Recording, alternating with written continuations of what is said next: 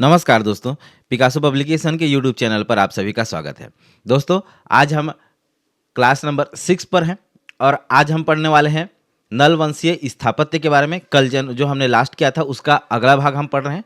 ये जो क्लासेस हैं छत्तीसगढ़ का समग्र इतिहास वॉल्यूम 3 का सारांश है, जिसे लिखा है डॉक्टर एस.डी. चौबे और नीलेश सर ने। तो आइए शुरू करते हैं आज की क्लास। नल वंशीय स्थापत्य कला की बात करें तो इसे हम दो भागों में बांटकर देखते हैं। पहला है मंदिर, दूसरा है नगर, है ना। मंदिरों की बात करें तो पोड़ागढ़ का विष्णु मंदिर जो है स्कंद वर्मन द्वारा कहना चाहिए कि स्कंद वर्मन द्वारा निर्मित है। राजिम का राजीव लोचन मंदिर जो है विलास तुंग ने बनवाया था, है ना। विलास तुंग ने स्कंद वर्मन और इसको बनवाया था विलास तुंग ने, ठीक है। नगरों की बात करें तो पोड़ागढ़ नगर किसने बसाया था? उसको ही बसाया था स्कंद वर्मन ने, और भीमपुर नगर को बसाया था भीमसेन ने, है ना। आगे बढ़ते हैं, राजीव लोचन मंदिर के बारे में जानते हैं। नल वंशीय प्रमुख स्थापत्य कला है ये। तो राजीव लोचन मंदिर का जो निर्माण है 7वीं से 8वीं शताब्दी के मध्य हुआ था। निर्माण इसका किया था विलास तुंग ने। स्थान यहाँ कहाँ पर निर्माण हुआ था? राजिम गरियाबंद में। समर्पित किसके लिए है? ये विष्णुदेव का मंदिर है और इसका जीर्णोद्धार जो है जगतपाल ने किया था। जगतपाल कौन थे? कलचुरी शासक पृथ्वीदेव द्वितीय के जो है सेनापति थे जगतपाल, है ना। इस मंदिर का जो मंडप द्वार चारों कुलिकाओं का निर्माण विलास तुंग के शासनकाल में ही हुआ है। मतलब ओवरऑल जो कंस्ट्रक्शन है वो विलास तुंग के शासनकाल में ही हुआ है ना। अगले वंश की ओर बढ़ते हैं तो अगला वंश है शैल वंश, जो कि 7वीं से 8वीं शताब्दी के बीच इसका शासन रहा। और शासन का क्षेत्र कौन सा रहा? दुर्ग क्षेत्र। वंश सूर्यवंशी थे ये, है ना। सूर्यवंशी थे। सूर्यवंशी मतलब सूर्यवंशम का याद आ जाता है ना। उपाधि इन्होंने परमेश्वर या महाराजा धीराज की उपाधि धारण की थी। और इनके समकालीन वंश की बात करें तो सरबपुरी वंश जो है इनके समकालीन वंश में आते हैं। इनकी जानकारी की स्रोत राधोली ताम्रपत्र, दुर्ग और बालाघाट से मिलते हैं, है ना। अब दुर्ग क्षेत्र में शासन की है तो दुर्ग से ही इनकी जानकारी के स्रोत मिलेंगे। तो राधोली ताम्रपत्र शैल वंश से संबंधित है, आप लोग ध्यान रखिएगा, है ना। और इनसे एक महत्वपूर्ण इनके एक राजा हुए श्रीवर्धन द्वितीय, है ना। श्रीवर्धन द्वितीय के बारे में महत्वपूर्ण चीज क्या है कि इन्होंने 7वीं शताब्दी में श्रीवर्धन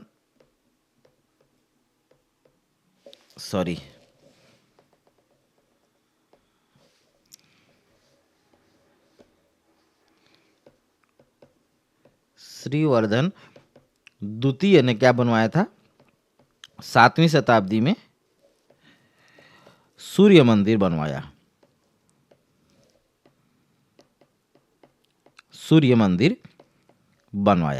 है ना। इनके बारे में एक महत्वपूर्ण तथ्य है, याद रखिएगा शैल वंश से। बाकी तो उतना ज्यादा इंपॉर्टेंस नहीं रखता है, बाकी किसी चीज को नहीं छोड़ेंगे, सबको पढ़ेंगे, है ना। सरबपुरी वंश का शासनकाल 5वीं से 6वीं शताब्दी के बीच रहा है और इसके संस्थापक थे सरबराज।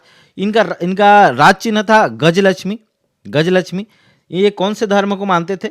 ये वैष्णव धर्म को मानने वाले थे, वैष्णव धर्म के अनुयायी थे। और इन्होंने क्या उपाधि धारण की थी? इन्होंने जो है परम भागवत की उपाधि धारण की थी, है ना। अन्य नाम की बात करें तो अन्य नामों इनके क्या थे? अमरराज, अमरार्य कुल जो है इनके अन्य नाम है ना। और इसके जानकारी के स्रोत कहाँ से मिलते हैं? कुरुत ताम्रपत्र से, पीपरदुला से और रावण ताम्रपत्र से, है ना।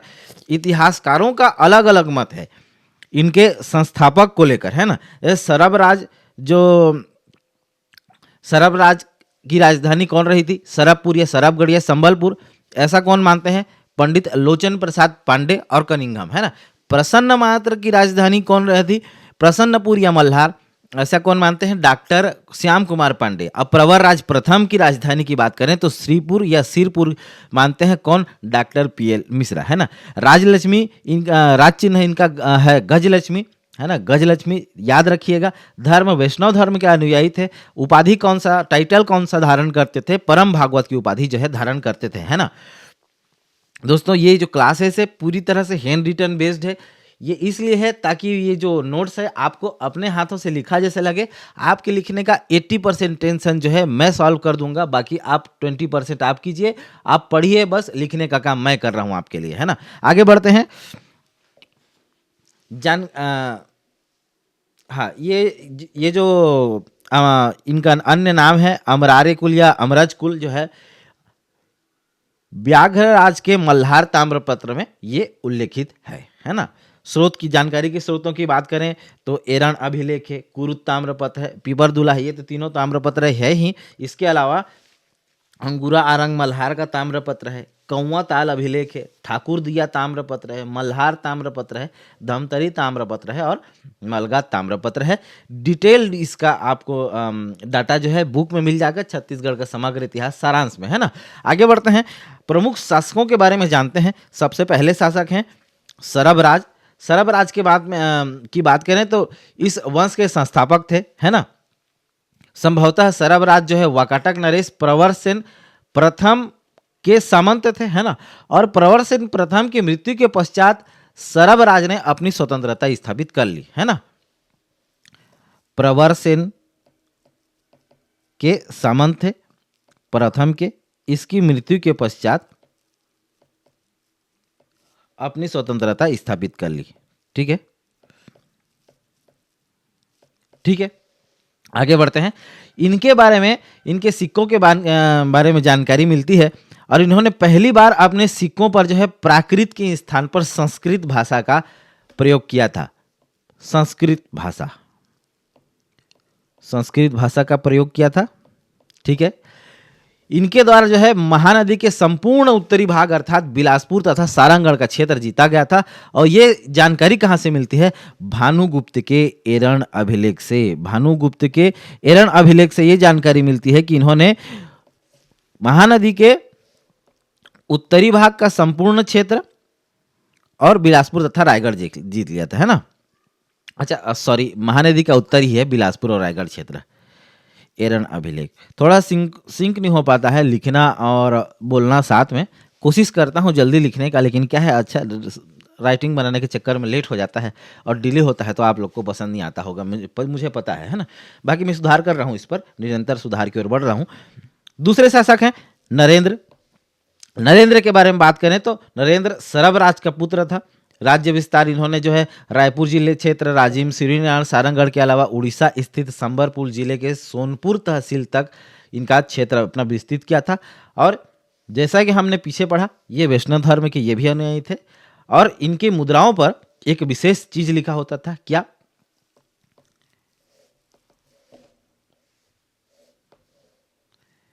इनकी मुद्राओं पर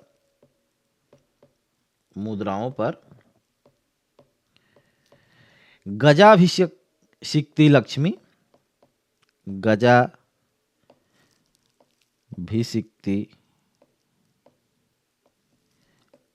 लक्ष्मी इनकी मुद्राओं पर लिखा होता था। ठीक है। जो हाथी को सूंड उठाकर लक्ष्मी को स्नान करा रहे हैं और उनके सूंड में जल के पात्र हैं, है ना। गजाभिषक्ति का चित्र अंकित रहता था। गज लक्ष्मी को इन्होंने क्या, इनका राज चिन्ह भी क्या था? गजलक्ष्मी था, है ना। आगे बढ़ते हैं प्रसन्न मात्र की ओर। अच्छा हाँ, नरेंद्र के बारे में जानकारी जो है 3 ताम्रपत्रों से मिलती है। सॉरी, 3 ताम्रपत्रों से मिलती है। कौन कौन से? ये पीपरदुला, रावण, कुरुत, पीपरदुला और रावण, है ना। कुरुत ताम्रपत्र, पीपरदुला ताम्रपत्र और रावण ताम्रपत्र। ठीक है। इन तीनों ताम्रपत्रों से जो है नरेंद्र की जानकारी मिलती है। पीपरदुला ताम्रपत्र कहाँ से है? पीपरदुला ताम्रपत्र कहाँ से मिला है? सारंगढ़ से। और इसमें जो है नरेंद्र ने अपने शासन के तीसरे वर्ष इस कहना चाहिए ताम्रपत्र को जारी किया था, जिसने और इस ताम्रपत्र में उसने अपने सरब का पुत्र अपने को जो है सरब का पुत्र बताया था, सरब राज का, जो हमने पहले संस्थापक जो पढ़ा उसका पुत्र अपने आप को बताया इस ताम्रपत्र में, है ना। और उसमें क्या लिखा था, सरब भात्प्रा पद जन्म अच्छा सरब का आत्मनज, थोड़ा संस्कृत का वर्ड है, बोलने में कठिनाई होती है, लिख के रखा था लेकिन बोल नहीं पा रहा हूँ। कुरुद का ताम्रपत्र जो है धमतरी से प्राप्त हुआ, सॉरी ये पिपरदुला इसमें नहीं आएगा जी, पिपरदुला तो वो आपका पिपरदुला भी है, लेकिन नरेंद्र का एक और ताम्रपत्र है, क्या, कुरुद का ताम्रपत्र, कुरुद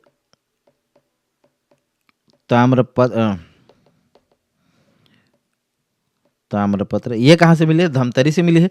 पिपरदुला की बात करें तो ये भी नरेंद्र के बारे में ही बताते हैं। और रावण का ताम्रपत्र जो है इसे अधूरा एवं तिथिविहीन ताम्रपत्र के रूप में प्राप्त किया है, पूरी जानकारी इसमें प्राप्त नहीं मिलती। और कुरुद के ताम्रपत्र की बात करें तो नरेंद्र अपने शासन काल के 24वें वर्ष में जो है कुरुद में ताम्रपत्र जारी किया था, है ना। आगे बढ़ते हैं प्रसन्न मात्र की ओर। प्रसन्न मात्र ने सबसे महत्वपूर्ण तो यह है कि इन्होंने अपने नाम के अनुसार, इनके नाम के अनुसार प्रसन्नपुर शहर बसाया, प्रसन्नपुर शहर। अब प्रसन्नपुर वर्तमान में मल्हार को जाना जाता है ना। इनके सिक्कों के बारे में बात करें तो अब तक जो है कटक से लेकर महाराष्ट्र के चांदा तक जो है 176 से अधिक सिक्के प्राप्त हुए हैं, 176 से अधिक सिक्के इनके प्राप्त हुए हैं।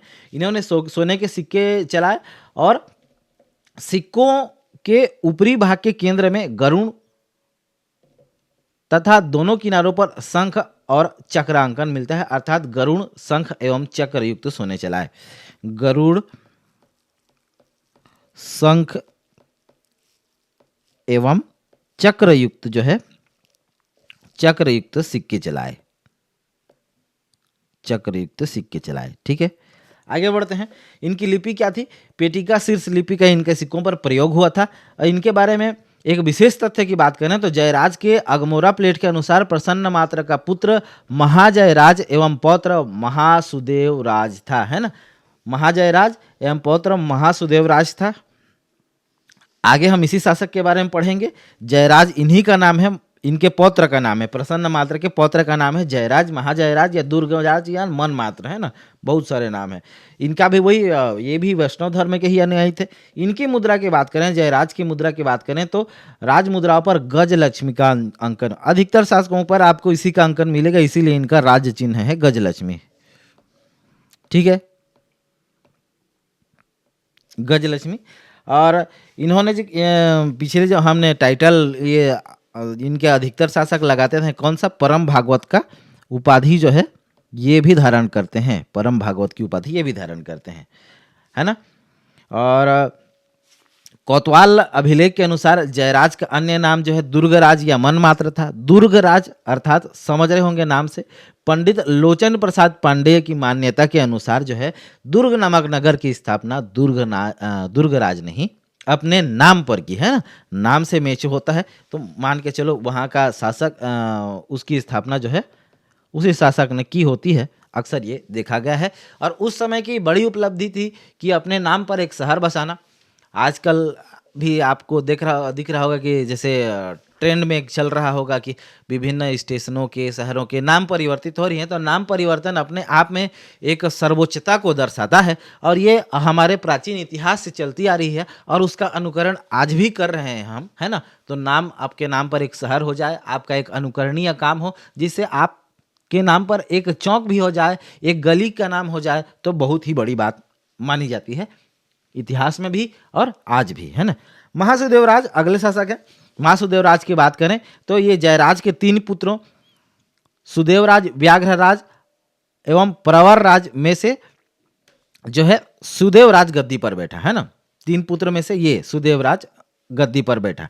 राजधानी इनकी कौन सी थी, राजधानी थी इनकी सुदेवराज अर्थात महासुदेवराज, एक ही हैं दोनों, है ना। सुदेवराज अपने नाम को ग्लोरीफाई करने के लिए उन्होंने महा जोड़ दिया। पहले के शासक ऐसा टाइटल लेते थे, प्रीफिक्स जोड़ते थे, है ना, ये सब होता था। इनके ताम्रपत्र की बात करें तो इनके 3 ताम्रपत्र मिलते हैं। कौन कौन से, एक है आरंग का ताम्रपत्र। आरंग के ताम्रपत्र से क्या जानकारी मिलती है कि सुदेवराज का आरंग पर अधिकार था, बस इतनी जानकारी मिलती है ना। और हाँ, एक तथ्य ये है कि इनके सबसे ज्यादा 8 ताम्रपत्र मिले हैं। ताम्रपत्र 8 मिले हैं, सॉरी मैं 3 बोल रहा था, लेकिन 3 मुख्य ताम्रपत्र हैं, है ना, मेरे ध्यान में ये था। आरंग का ताम्रपत्र, दूसरा है खरियार ताम्रपत्र, खरियार ताम्रपत्र। खरियार ताम्रपत्र जो है सुदेवराज को यशस्वी शौर्य मानव भागवत धर्म का उपासक बताता है। पीछे आपने क्या देखा, ये बाकी शासक जो है वैष्णव धर्म को मान रहे थे, लेकिन ये कौन सा धर्म को मानने लगे थे, ये भागवत धर्म का उपासक इनको बताया गया है, भागवत धर्म का उपासक। ठीक है,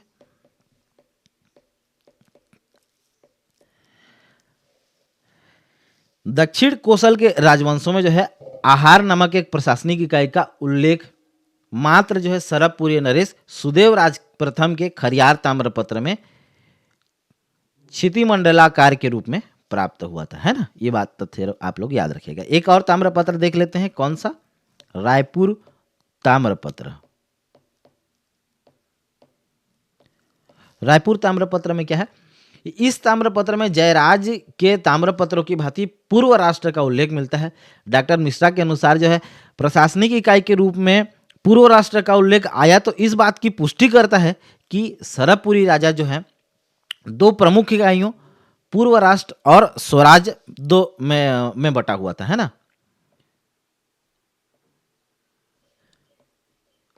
पूर्व राष्ट्र और स्वराज्य। स्वराज्य अर्थात जहां से शासक स्वयं प्रत्यक्ष शासन करते हैं, और पूर्व राष्ट्र मतलब गवर्नर वगैरह से शासन कराते हैं। गवर्नर, जमींदार वगैरह उस समय के जो भी माध्यम थे जिनके माध्यम से शासन किया जा सकता था, और उनसे वो रिपोर्ट लेते थे, है ना, ऐसे मान के चलिए। इनके अभिलेखों में जो है इंद्रबल का नाम क्या मिलता है, सुदेवराज के कंवरताल अभिलेख एवं धनतरी ताम्रपत्र से जो है इंद्रबल का नाम सर्वाधिकारीकृत के नाम से उल्लेखित है। तो इससे हमें ये जानकारी मिलती है कि संभवतः जो है इंद्रबल सुदेवराज का सामंत रहा होगा, है ना, सर्वाधिकारीकृत, है ना, अधिकारी मतलब वही उसका सबसे बड़ा अधिकारी, और सबसे बड़ा अधिकारी मतलब उस समय का सामंत, है ना।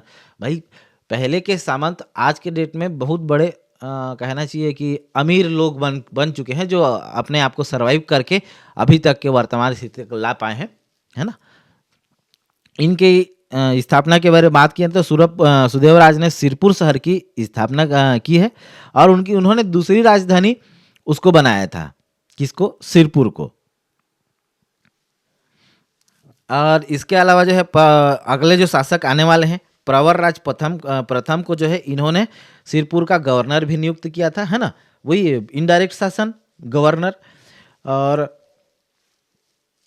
ठीक है, इनके बारे में इतना ही है। प्रवरराज प्रथम इसके अगले शासक हैं, सुदेवराज के पश्चात सरबराज शासन का उनके छोटे भाई थे, है ना। किसके छोटे भाई थे, प्रवरराज, सुदेवराज के छोटे भाई थे। सुदेवराज अतः महासुदेवराज एक ही है, उनका टाइटल है महा, अपने नाम के आगे उन्होंने जोड़ा था, है ना।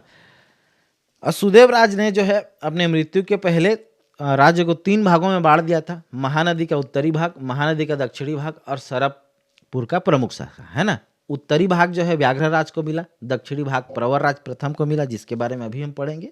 और प्रमुख के बाद सरबपुर के प्रमुख शाखा की बात करें तो मैकलपुर के सोमवंशी शासक भरत बल एवं सुरबल के हाथ में आया, तीसरा, है ना। प्रवरराज ने अपनी राजधानी सिरपुर को बनाया, सिरपुर को राजधानी बनाया, ठीक है, कैपिटल बनाया सिरपुर को। इनके ताम्रपत्र मल्हार एवं ठाकुरदिया से मिलते हैं। ठाकुरदिया अर्थात सारंगढ़ में है, ठाकुरदिया सारंगढ़ में पड़ता है। और हो गया इसके बारे में तो इतना ही।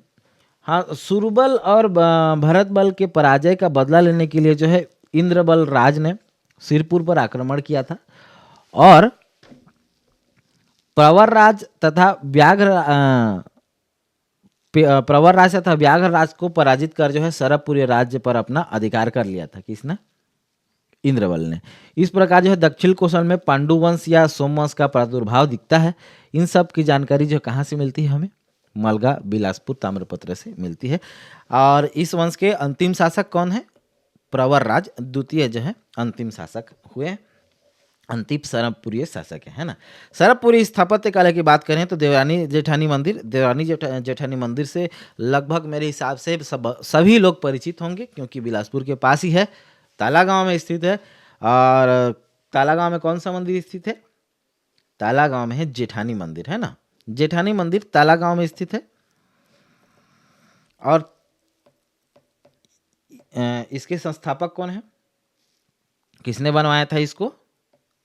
तो इसको बनवाया था प्रसन्न मात्र ने, याद रखिएगा, प्रसन्न मात्र ने। देवरानी जेठानी मंदिर की बात करें, देवरानी मंदिर की बात करें तो ये भी ताला गांव में है, इसको बनवाया था जयराज ने, ठीक है। और सरभपुरी शासकों की यहाँ जो है रुद्रशिव की अष्टमुखी प्रतिमा मिलती है, विशालकाय प्रतिमा है, अच्छी प्रतिमा है, जाकर देखिएगा आप लोग। ऐसे जगहों को घूमने से क्या है, आपका हिस्ट्री भी क्लियर होता रहेगा और घुमाई का घुमाई हो जाएगा, तो एक तीर से दो निशाने हो जाएंगे। तो ऐसे जगह घूमने जाना व्यर्थ नहीं होता है ना, आप लोग बिल्कुल जाइए। आगे बढ़ते हैं सोम वंश या पांडु वंश की ओर, है ना। और जानते हैं इनके बारे में, इनके शासकों के बारे में, इनके स्थापत्य के बारे में, है ना। तो आगे बढ़ते हैं। सोमवंश या पांडुवंशीय शाखा वंश को जब हम अध्ययन करते हैं तो इनको हम 4 शाखाओं में बांट कर देखते हैं, है ना। 4 शाखाएं कौन कौन सी है? मैकल के सोमवंश, जिनकी शासनावधि 5वीं से 6वीं शताब्दी रही। सिरपुर के पांडु वंश 6वीं से 7वीं शताब्दी के बीच। उड़ीसा के सोमवंश 9वीं से 11वीं शताब्दी के बीच। और कांकेर के सोमवर 12वीं से 14वीं शताब्दी के बीच, है ना। इनके बारे में संक्षिप्त जानकारी की बात करें, संक्षिप्त जानकारी ही देख लेते हैं, है ना। इसके संस्थापक कौन थे? इंद्रबल, इन्होंने बदला लिया था, पीछे हमने पढ़ा, है ना। राजधानी इनकी क्या थी? इनकी राजधानी सिरपुर थी। इनकी मतलब पांडुवंशी या सोमवंशी, है ना, कंफ्यूज मत होइएगा। साहित्यिक भाषा संस्कृत। उपाधि क्या है? परम भागवत। परम भागवत का जो है टाइटल ये लेते हैं, पिछले शासक भी यही लेते थे, है ना। आगे बढ़ते हैं। इनके जानकारी के स्रोत कहाँ कहाँ से मिले? कालिंजर के शिलालेख है, मलगा बिलासपुर का ताम्रपत्र है, राजी में अम्बालोद का ताम्रपत्र है, अड़भार ताम्रपत्र है, खरौद शिलालेख है, भंदक शिलालेख है, सिरपुर शिलालेख है। इन सब शिलालेखों से जो है इनकी जानकारी मिलती है हमें। और इन ताम्रपत्रों में पीछे जैसे हमने पढ़ा, क्या एक विशेष तथ्य, क्या? पेटिका शीर्ष लिपि का प्रयोग इन शिलालेखों में मिलता है।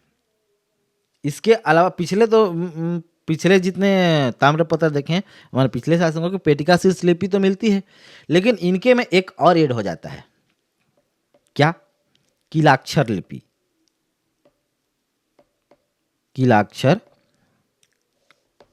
लिपि, ठीक है। ये विशेष तथ्य आप लोग याद रखिएगा, ठीक है जी। थोड़ा सा इस पे रंग रोगन कर देते हैं।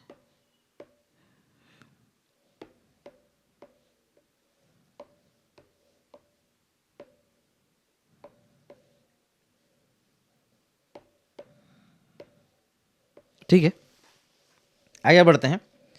स्थापत्य की बात करें इनकी, तो इनके द्वारा जो है लक्ष्मण मंदिर कहाँ है?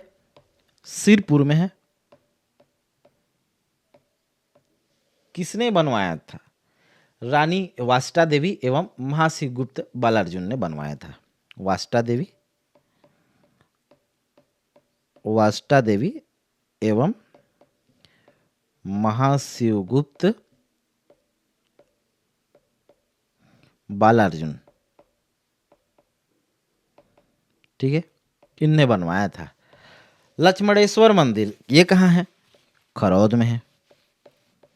खरौद में और क्या है? लखाचौर मंदिर भी है। इसको किसने बनाया था? ईशान देव, है ना।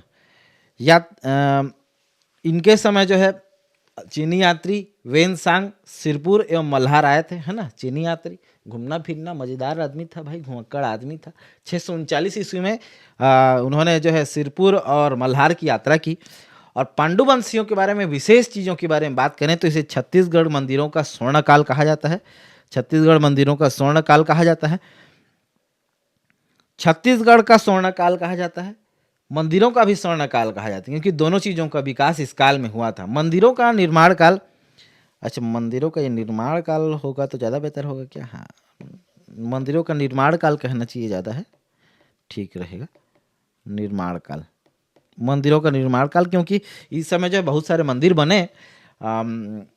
जैसे कि ये आप देख ही पा रहे होंगे, लक्ष्मण मंदिर है, लक्ष्मणेश्वर मंदिर है ना।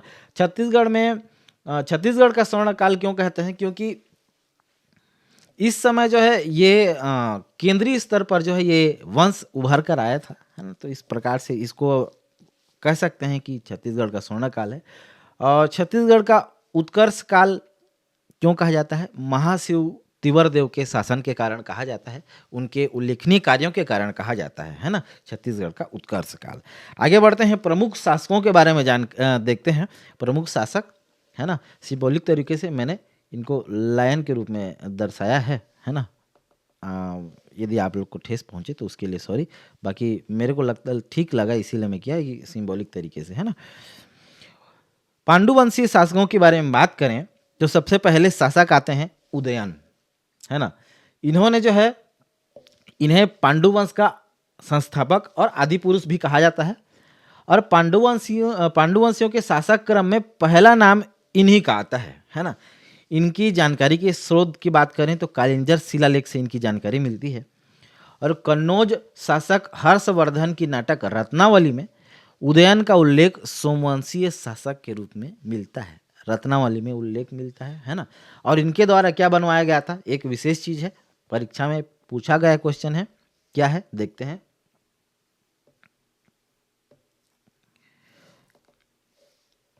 भद्रेश्वर शिव मंदिर, भद्रेश्वर शिव मंदिर इन्होंने बनवाया था। कहाँ बनवाया था? कालिंजर से, ठीक है। ये पूछा गया क्वेश्चन है, 2017 के एक पेपर में पूछा गया था। इसके बाद देखते हैं इंद्रबल। इंद्रबल के बारे में बात करें तो उदयन का पुत्र इंद्रबल पांडुवंश का पहला व्यक्ति है जिसने दक्षिण कोसल के कुछ भागों पर शासन किया, है ना। शासन का विस्तार देख रहे होंगे आप लोग, दक्षिण की ओर हो रहा है।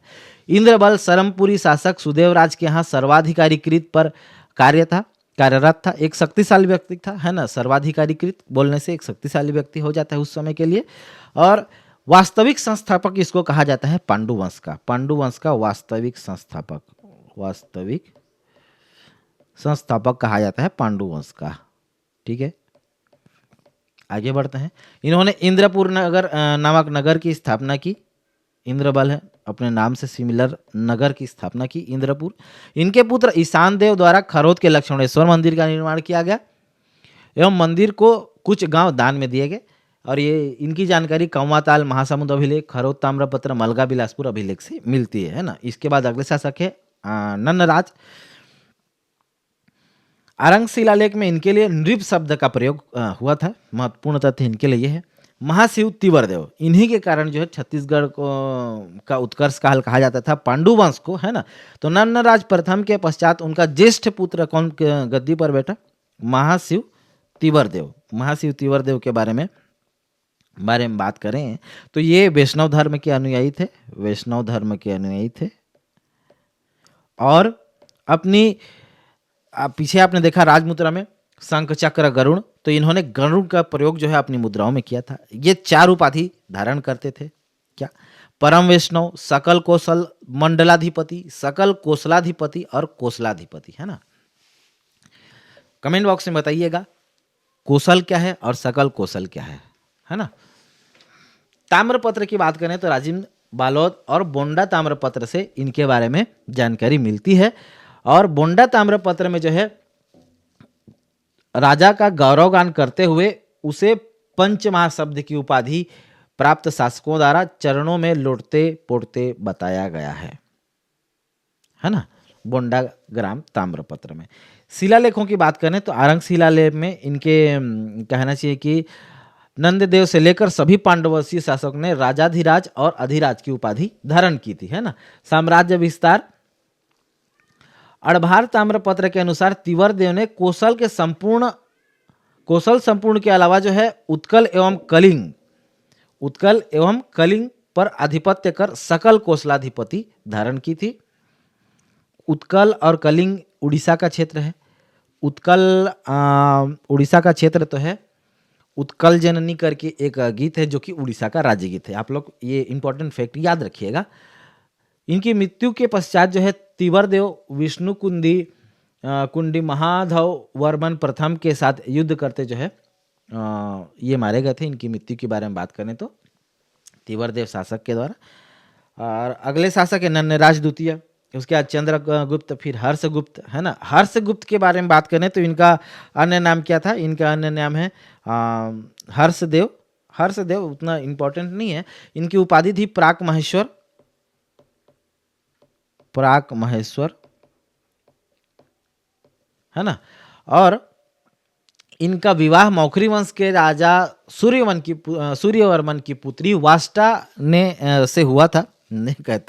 वाष्टा से हुआ था। और इनका पुत्र था महाशिवगुप्त बालार्जुन, है ना।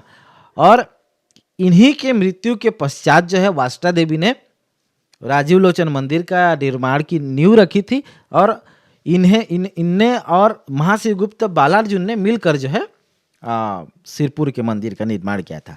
अंतिम शासक के बारे में बात करें तो अंतिम शासक है महाशिवगुप्त बालार्जुन और इनकी राजधानी सिरपुर थी। ये परम महेश्वर की उपाधि धारण करते हैं। और इसके अलावा माता पितृ दान ध्याता के उपाधि से भी अपने आप को सुशोभित करते हैं।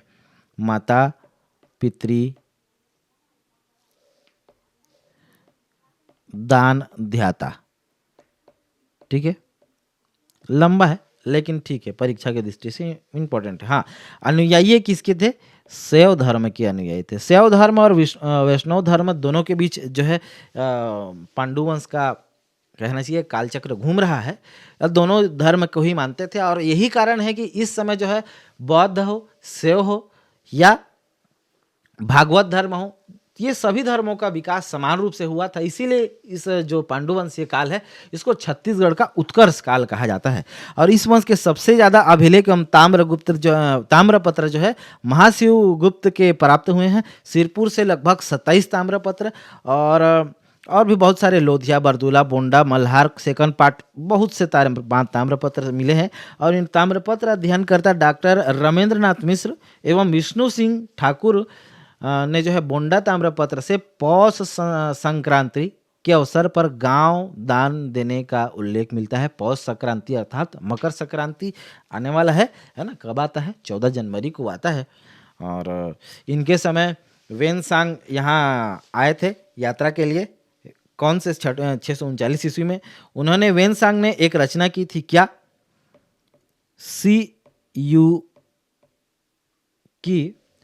सियुकी की रचना की थी। और उन्होंने छत्तीसगढ़ को क्या कहा? छत्तीसगढ़ को किया सलो कहा था, ठीक है। और उन्होंने कहाँ की यात्रा की थी? पिछले हमने पढ़ा था सिरपुर और मल्हार की यात्रा की। और महाशिवगुप्त के बारे में एक विशेष तथ्य यह है कि महाशिवगुप्त शैव धर्मावलंबी होने के साथ साथ अन्य धर्मों के प्रति भी सहिष्णुता का भाव रखते थे एवं विशेष रूप से जो है बौद्ध धर्म में विश्वास ये रखते थे। और इनके समय में ग्राम दान की एक प्रथा थी और महाशिवगुप्त ने जिन घोष को ग्राम एक दान में दिया था। इन्होंने अपना साम्राज्य विस्तार जो है लंबे शासन काल के उड़ीसा तक, अपना कालाहांडी तक अपना साम्राज्य विस्तार किया। और उपलब्धियों के बारे में बात करें तो महाशिवगुप्त का शासनकाल धार्मिक सहिष्णुता के लिए प्रसिद्ध रहा। इनके शासनकाल में सभी क्षेत्रों में विकास जो है देखने को मिलता है। जैसे पिछले मैंने कहा, सभी क्षेत्रों में विकास का अर्थ है वैष्णव धर्म भी विकसित हुआ, फला फूला, बौद्ध धर्म भी विकसित हुआ, फला फूला, है ना। इसके अलावा शैव धर्म का भी पर्याप्त विकास जो है पांडु वंश के शासनकाल में हुआ। वैष्णव धर्म के बारे में बात करें तो लक्ष्मण का सिरपुर मंदिर वैष्णव धर्म से संबंधित है। सिरपुर में अनेक बौद्ध विहार होने का प्रमाण है। ये दर्शाता है कि बौद्ध धर्म का भी पर्याप्त संरक्षण उस समय हुआ था। और शैव धर्म की बात करें तो सिद्धेश्वर महादेव मंदिर, बालेश्वर महादेव मंदिर, गंधेश्वर महादेव मंदिर और अंडल देव मंदिर जो है शैव धर्म के होने का प्रमाण देते हैं। इन सभी तथ्यों से ज्ञात होता है कि बालार्जुन का शासनकाल छत्तीसगढ़ के इतिहास काल का जो है स्वर्ण काल रहा था। आज के लिए बस इतना ही। कल फिर मिलेंगे एक नए अध्याय के साथ, है ना। इसी के आगे पार्ट में जो हम पढ़ रहे हैं क्षेत्रीय राजवंशों की ओर। Thank you for listening me, this is Sanjay Patel. Hope you guys, आप लोगों ने बहुत इंजॉय किया होगा वीडियो को। आप लोगों के लिए जानकारी भरा वीडियो रहा होगा। कल फिर मिलेंगे। धन्यवाद। Good day.